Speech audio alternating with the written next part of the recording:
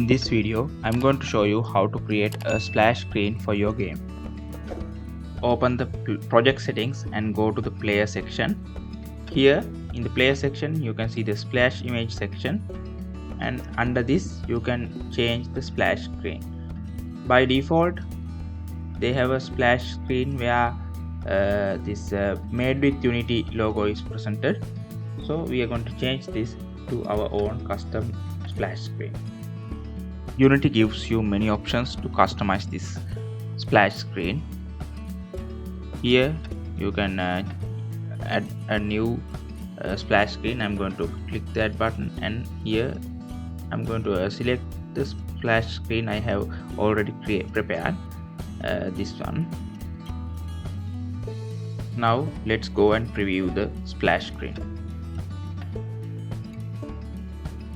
You can see that my custom splash image is displaying above the Made with Unity logo. There are multiple options to change the behavior of this splash image.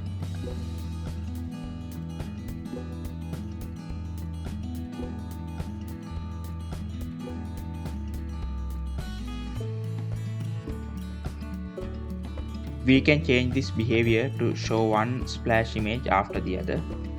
We need to change the draw mode to be all sequential. Here now the Made with Unity logo will play first, and then my custom splash screen will play. I'm going to increase the duration of my custom splash screen to something like 4 seconds, and now I'm going to preview it. So here you can see that the Made with Unity logo displays first and the custom splash image plays later. And that's how you can easily add a splash image to your game. In the free version of Unity Editor, you can't remove the Unity logo, but there are many other options available to customize this behavior. Like you can add a background image or a static splash image, but I'm not going to go into these options in this video.